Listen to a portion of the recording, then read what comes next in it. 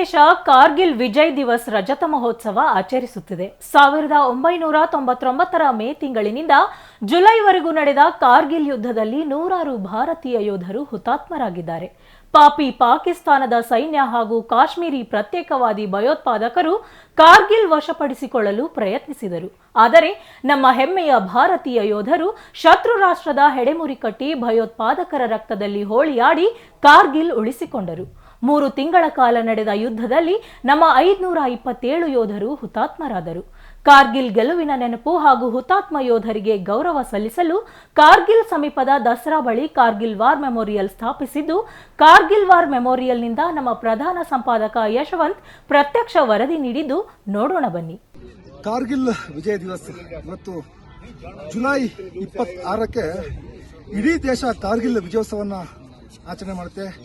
ನಾನಿವತ್ತು ಅದೇ ಪುಣ್ಯಭೂಮಿಯಲ್ಲಿದ್ದೀನಿ.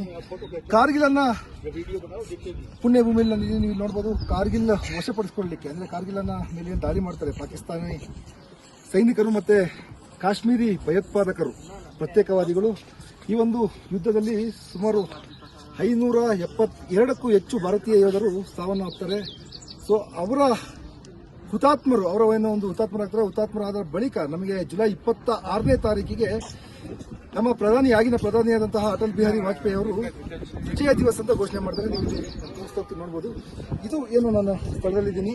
ಈ ಸ್ಥಳದಿಂದ ನಿಮಗೊಂದು ಈ ಒಂದು ವರದಿಯನ್ನ ಕೊಡ್ತಾ ಹೋಗ್ತಾ ಇದ್ದೀನಿ. ಅಂದ್ರೆ 1999 ನನಗಿನ ಪ್ರೌಢಶಾಲೆಯಲ್ಲಿ ಓದ್ತಾ ಇದ್ದೆ. ಆ ಸಂದರ್ಭದಲ್ಲಿ ಒಂದು ಯುದ್ಧ ಆಗುತ್ತೆ.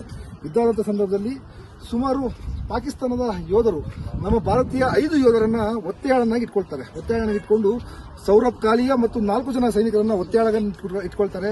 ಒತ್ತೆಯಾಳಗಿನ ಇಟ್ಕೊಂಡು ಅವರನ್ನ ಚಿತ್ರಹಿಂಸೆಯನ್ನ ಕೊಡ್ತಾರೆ. ಯಾವ ರೀತಿಯಾಗಿ ಚಿತ್ರಹಿಂಸೆಯನ್ನು ಕೊಡ್ತಾರೆ ಅಂದ್ರೆ, ಒಂದು ಪಾನನ್ನ ಕಟಿಂಗ್ ಪ್ಲೇನ್ ಅಂತ ಇಟ್ಕೊಂಡು ಅವರ ಉಗುರುಗಳನ್ನ ಕೀಳುವ ಮೂಲಕ ಅವರಿಗೆ ಚಿತ್ರಹಿಂಸೆಯನ್ನ ಕೊಟ್ಟು ಭಾರತದ ಸೈನ್ಯ ಏನಿದೆ, ಭಾರತದ ಸೈನಿಕ ವ್ಯವಸ್ಥೆ ಏನಿದೆ ಅದರ ಮಾಹಿತಿಯನ್ನ ಕೇಳುವ ಒಂದು ಮಾಹಿತಿಯನ್ನ ಕೇಳಲಿಕ್ಕೋಸ್ಕರ ಪಾಕಿಸ್ತಾನದವರು ಅಷ್ಟು ಚಿತ್ರಹಿಂಸೆಯನ್ನ ಕೊಟ್ಟರು ಕೂಡ ನಮ್ಮ 5 ಯೋಧರು ಯಾವುದೇ ರೀತಿಯಾದ ಮಾಹಿತಿಯನ್ನ ಬಿಟ್ಕೊಡೋದಿಲ್ಲ. ಆನಂತರ ನಮ್ಮ ಭಾರತೀಯರಿಗೆ ಗೊತ್ತಾಗುತ್ತದೆ, ಭಾರತದ ಸೇನೆಗೆ ಗೊತ್ತಾಗುತ್ತೆ, ಇದು ಪಾಕಿಸ್ತಾನದ ಜೊತೆಗೆ ಕಾಶ್ಮೀರದಲ್ಲಿದ್ದಂತಹ ಪ್ರತ್ಯೇಕವಾದಿಗಳು ಜೊತೆಗೆ ಭಯೋತ್ಪಾದಕರು ಈ ಒಂದು ಕಾರ್ಗಿಲ್ ಅನ್ನು ವಶಪಡಿಸಿಕೊಳ್ಬೇಕು ಅನ್ನೋ ಕಾರಣಕ್ಕೋಸ್ಕರ ಈ ಒಂದು ನನ್ನ ಹಿಂದೆ ಏನು ಪರ್ವತಗಳು ಕಾಣ್ತಿದೆ, ಈ ದೊಡ್ಡ ಪರ್ವತಗಳನ್ನು ಏರಿ ಬರ್ತಾರೆ. ಈ ದೊಡ್ಡ ಪರ್ವತಗಳನ್ನು ಏರಿ ಬಂದು ನಮ್ಮ ಭಾರತೀಯ ಸೈನಿಕರ ಮೇಲೆ ದಾಳಿಯನ್ನ ಮಾಡ್ತಾರೆ.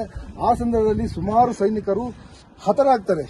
ಸೊ ಅವರು ಹುತಾತ್ಮರಾಗುವ ಮೂಲಕ ಒಂದು ನಮ್ಮ ದೇಶಕ್ಕೆ ಅಥವಾ ನಮ್ಮ ಏನೊಂದು ಈ ಕಾರ್ಗಿಲ್ ವಶಪಡಿಸಿಕೊಳ್ಳಕ್ಕೆ ಮೇ 4ನೇ ತಾರೀಕಿಂದ ಜುಲೈ 14ನೇ ತಾರೀಕುವರೆಗೂ ನಿರಂತರವಾಗಿ ಒಂದು ನಮ್ಮ ಭಾರತೀಯ ಸೇನೆ ಹೋರಾಟವನ್ನ ಮಾಡುತ್ತೆ. ಪಾಕಿಸ್ತಾನದ ಸೈನಿಕರನ್ನ ಜೊತೆಗೆ ಭಯೋತ್ಪಾದಕರನ್ನ ಗುಂಡಿಟ್ಟು ಕೊಂದು ವಾಪಸ್ಸನ್ನ ಕಳಿಸುತ್ತೆ.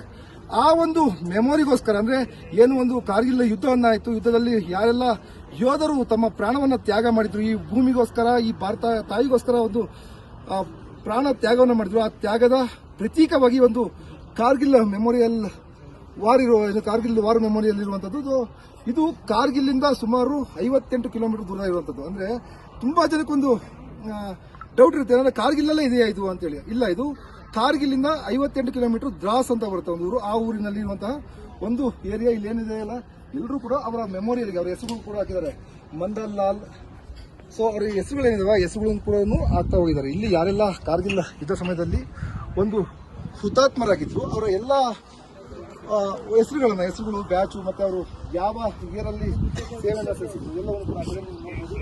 ನಿಜಕ್ಕೂ ಒಂದು ಈ ಸ್ಥಳದಲ್ಲಿ ಬಂದಂತ ಸಂದರ್ಭದಲ್ಲಿ ನಮಗೆ ಒಂದು ಆಶ್ಚರ್ಯ ಆಗುತ್ತೆ. ಏನಂದ್ರೆ ಇಷ್ಟು ನಮ್ಮ ಯೋಧರು ಹಗಲು ರಾತ್ರಿ ಯೋಧರು ನಮಗೋಸ್ಕರ ನಾವು ಅಲ್ಲಿ ಊರುಗಳಲ್ಲಿ ನಾವಾಗಿರ್ಬೋದು, ನಮ್ಮ ಮಡದಿ ಮಕ್ಕಳು, ತಂದೆ ತಾಯಿ ಎಲ್ಲರೂ ಕೂಡ ಚೆನ್ನಾಗಿದ್ವಿ. ಅಂದ್ರೆ ಇಲ್ಲಿಯ ಜವಾನರು, ಇಲ್ಲಿಯ ಸೈನಿಕರು ನಮಗೋಸ್ಕರ ಹಗಲು ರಾತ್ರಿ ಹೋರಾಡ್ತಾರೆ. ಯಾಕಂದ್ರೆ ನಾವು ಲಡಾಖ್ನಿಂದ ಹಿಡಿದು ಕಾರ್ಗಿಲ್ವರೆಗೂ ಕೂಡ ಒಂದು ಪ್ರವಾಸವನ್ನು ಏನ್ ಮಾಡಿದ್ವಿ, ಬೈಕಲ್ಲಿ ರೈಡ್ ಮಾಡಿದ್ವಿ. ಪ್ರತಿಯೊಂದು ಜಾಗದಲ್ಲೂ ಕೂಡ ಪ್ರತಿಯೊಬ್ಬ ಸೈನಿಕ ಈ ಒಂದು ದೇಶಕ್ಕೋಸ್ಕರ ಹೋರಾಡಿ ಪ್ರಾಣವನ್ನ ಕೊಟ್ಟು ನಮ್ಮನ್ನ ಕಾಪಾಡ್ತಿರುವಂತದ್ದು. ಅಂತ ಸೈನಿಕರಿಗೆ ನಾವು ಸೆಲ್ಯೂಟ್ ಹೇಳಲೇಬೇಕು.